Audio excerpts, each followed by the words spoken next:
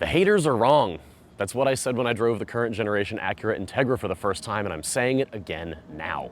Welcome to Out Motorsports, the channel for cars as you are. My name is Jake, and I'm here with the 2026 Honda Prelude, a car that I think has received some undeserved vitriol on the internet because it is indeed quite lovely. So let's talk about what it is and what it isn't, and then we'll get it on some great back roads here and give it a drive. So the Prelude is back. I'm happy to see another coupe. I'm happy to see something that's not crossover shaped, that advertises some active lifestyle that doesn't actually apply to anyone buying the car. And the Prelude's always been kind of neat.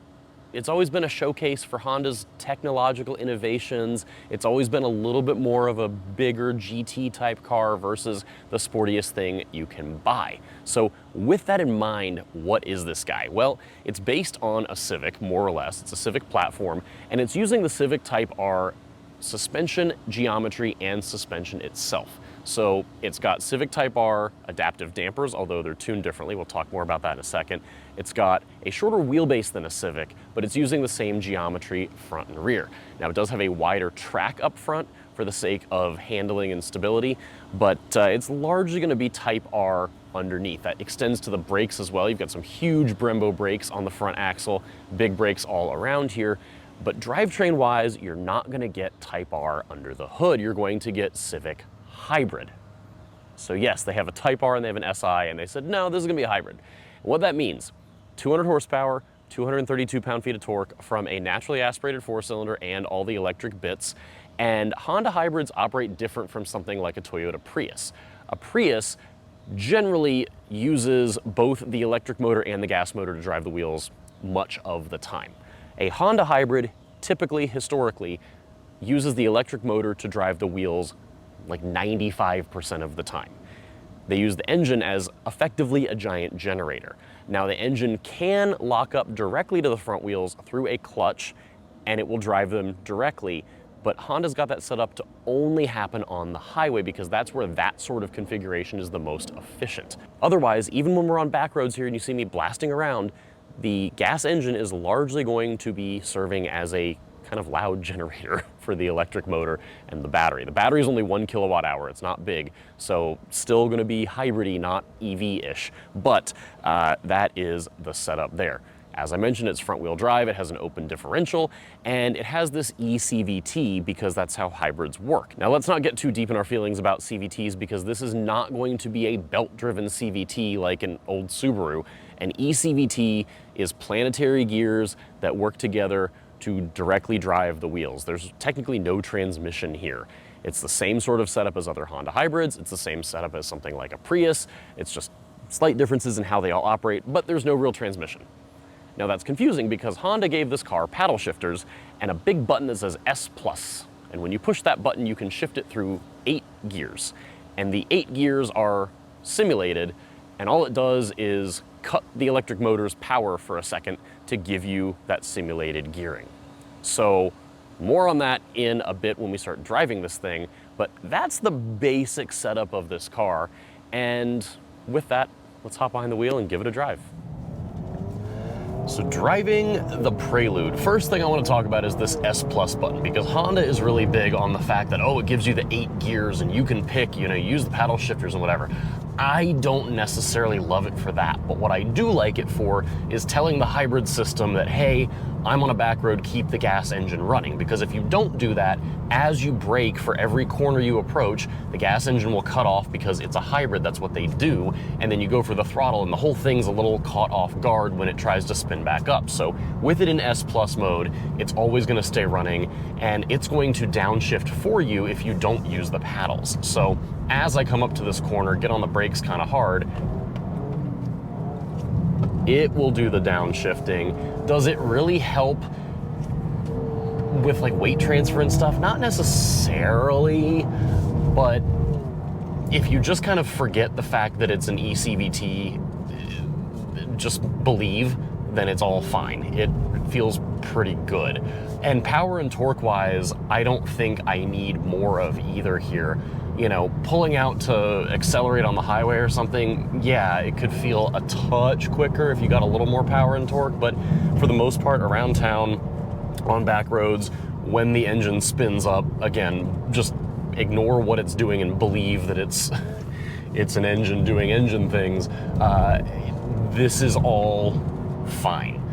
It's definitely a momentum car. You know, this weighs 3,250 pounds. It's pretty light as far as new cars go, and it feels nice and light. It's playful. When you go through corners like this, the whole thing is pretty light on its feet. It wants to turn.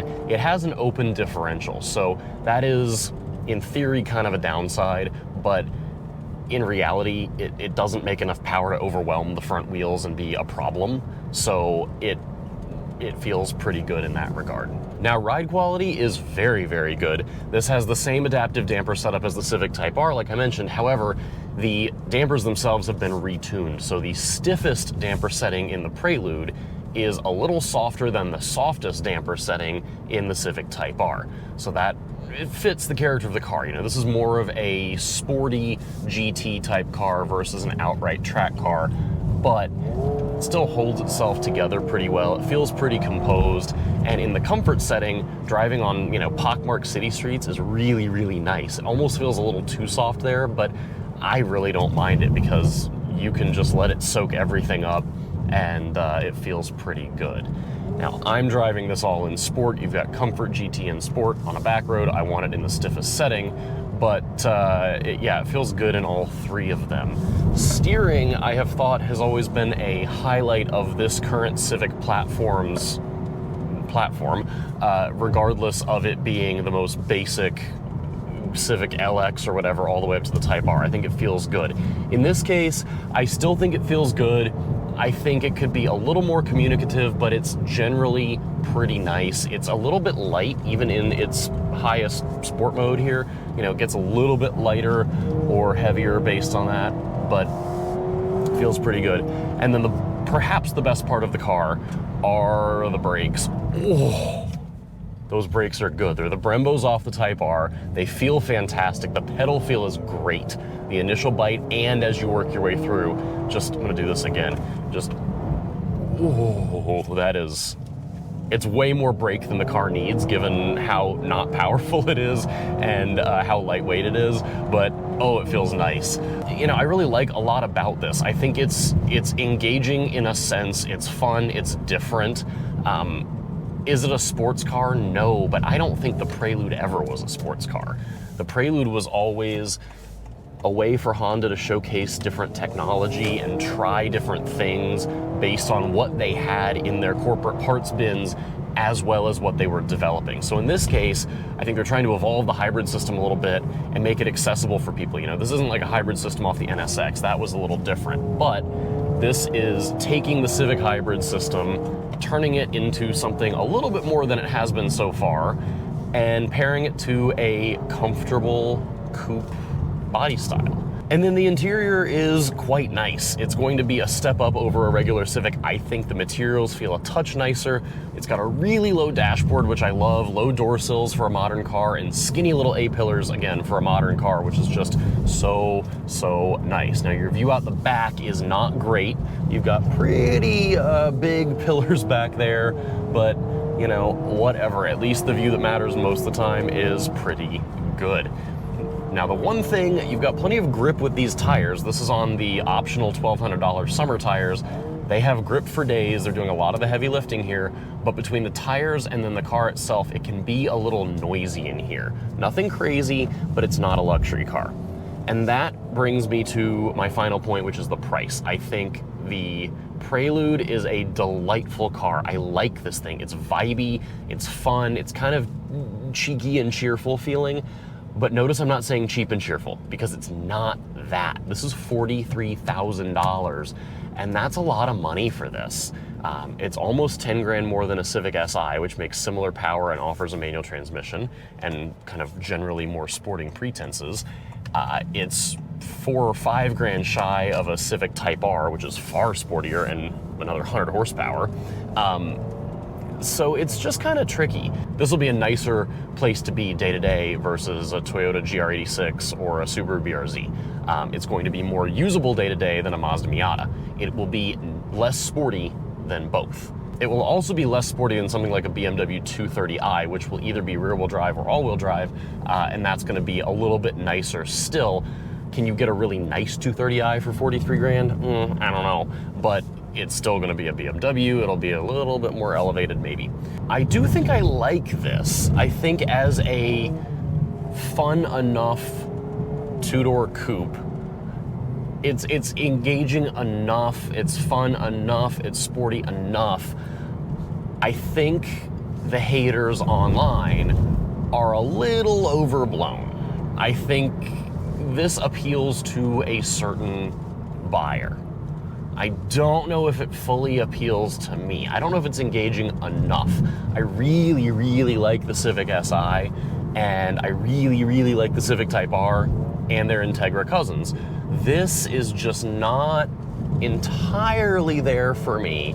However, if I wanted a car that was most at home in the city, given all of its hybridness, and was engaging enough and fun enough every so often to hit some back roads with, I think that's really where you get the Prelude fitting in. You know, it's going to be a just delightful, easy to drive hybrid that gets 40 plus miles a gallon in day-to-day driving. And then, you know, you push the one big back road button here, and that transforms the car into something that's pretty fun for what it is. So yeah, the haters are wrong. I think this is a delightful little car. I love that it exists. It is not gonna be for everyone, and that's okay. Honda knows that. They're only building 4,000 of these for the first year, and I think that is just so fine. So glad it exists, glad they brought it back. I'm happy to see more two-door coupes. I'm happy to see more things that aren't crossover shaped, that ride low to the ground, that have some sporting pretenses and some decent handling. We do need more of this coming back. So if this is what they're gonna do for now, it makes me happy that it is here. So let me know in the comments, what do you think? How do you feel about this versus the old Preludes? How do you feel about it versus some sort of competition? Everything we've talked about here, I'm just curious what you think. And otherwise, that is it for this one. Thank you so much for coming along. As always, be sure to like, share, comment, subscribe right here on YouTube. Give us a follow on Facebook and Instagram as well, at Out Motorsports. And head over to outmotorsports.com. We've got a whole community of LGBTQ, automotive enthusiasts, and motorsports competitors over there who would love to be your new best friends. We've got events coming up around the country throughout the rest of the year and into early next. And we've got a whole online community of people who would love to be your new best friends as well. So head over there if you want to check us out. We'd love to have you. Otherwise, stay safe, be well, and we'll see you for the next one.